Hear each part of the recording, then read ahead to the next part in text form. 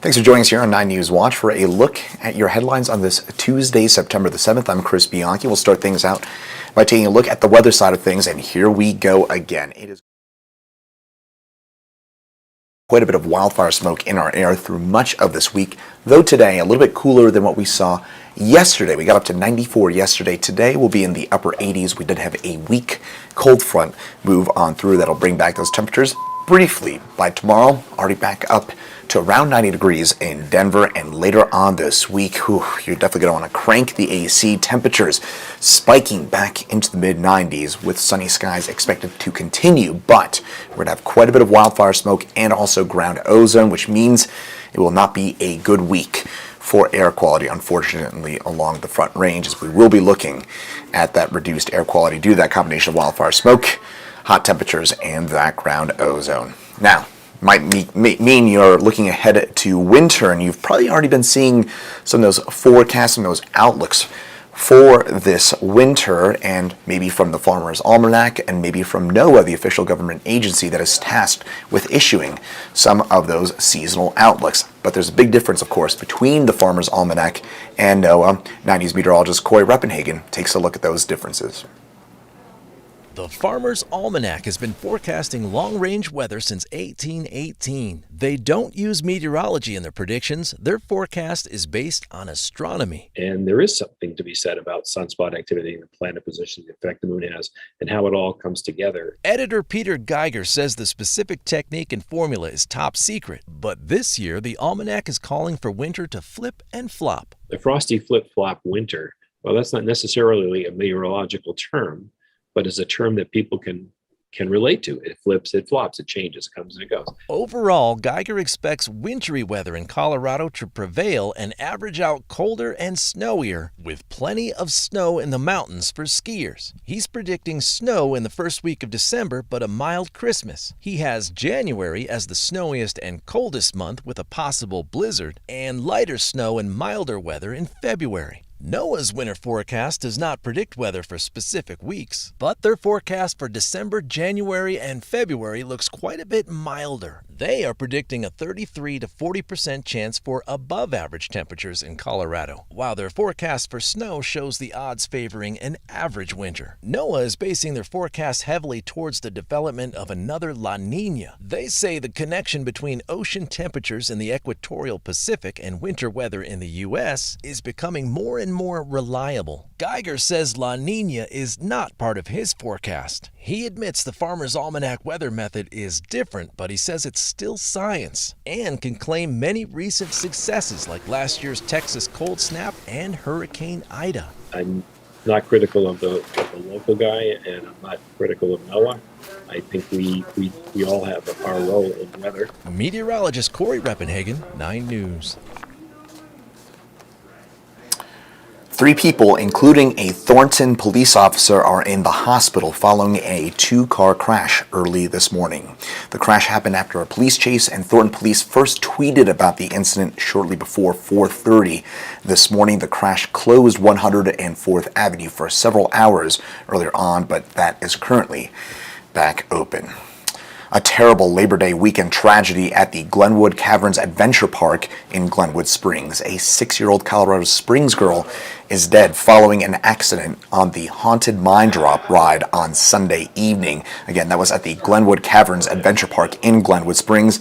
9 Wants to Know has learned that this is the first amusement park death in Colorado since May of 2005. The park will be closed for the rest of today, though it is currently scheduled to reopen tomorrow morning. Parts of the country are seeing their worst surge of the pandemic so far. Cases and hospitalizations are spiking in Colorado, but we're still in a better spot than some southern states. But how we're ending the summer is not exactly how state, federal, and local officials want it to be. I'm confident that summer will be very close to normal based on these vaccine predictions. That was Democratic Governor Jared Polis in the spring, talking about how he was optimistic about this summer.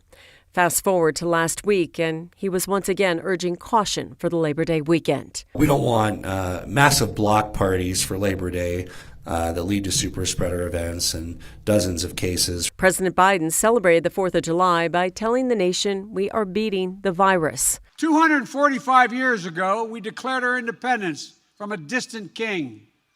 Today, we are closer than ever to declaring our independence from a deadly virus. Yet 2 months later, cases are surging. The U.S. has now reported at least 40 million COVID cases and 651,000 deaths in this country. Hospitalizations nationwide are at the highest point since early February. The more contagious Delta variant is spreading, and vaccinations are slowing down. Just 57% of Americans are completely vaccinated. Dr. Anthony Fauci said in January he was hopeful we'd be much closer to herd immunity by this time. The best case scenario for me is that we'd get 85% of the people vaccinated by the end of the summer.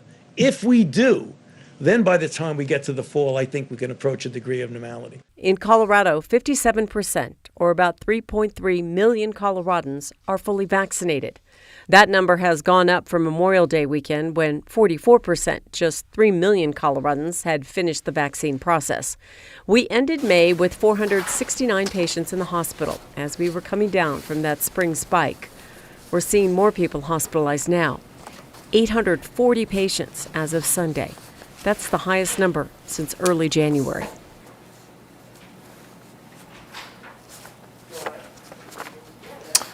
A special meeting later today could see Douglas County leave the Tri-County Health Department after 55 years. The formal hearing is set for 4 p.m. today, and again, it could see Douglas County leave the Tri-County Health Department for the first time since 1966 when it first joined. Now, this comes after the Tri-County Health Department removed the opt-out portion of their school mask mandate last week.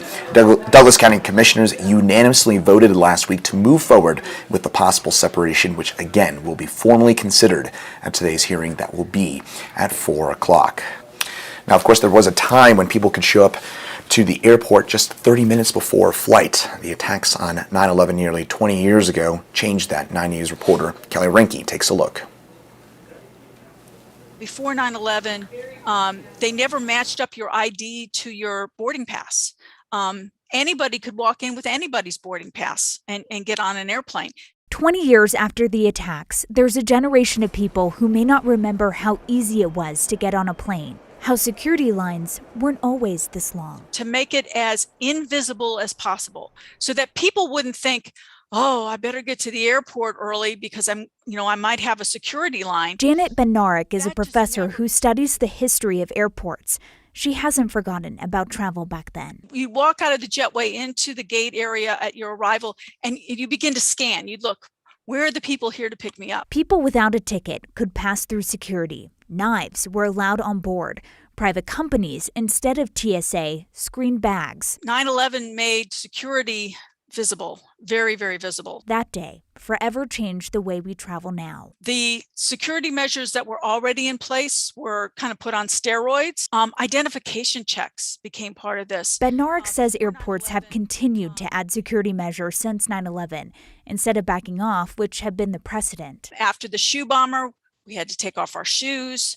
After British authorities detected people trying to bring liquids on board that can be combined to make an explosive, initially all liquids were banned. Now for every generation, this has just become the new normal. For better or for worse, it's become a permanent part of what flying means in the United States.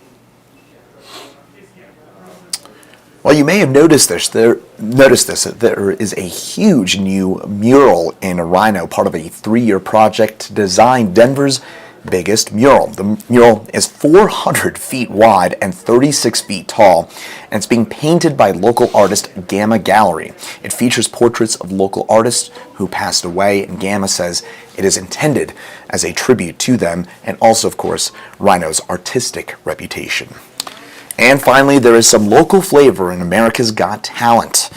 Local comedian and local favorite Josh Blue is in the semifinals, and you can watch Josh tonight at 7 p.m. right here on 9 News. Josh won the 2006 version of Last Comic Standing, and he regularly sells out Denver's Comedy Works. So good luck to Josh Blue tonight on America's Got Talent. Again, that's at 7 o'clock right here on 9 News.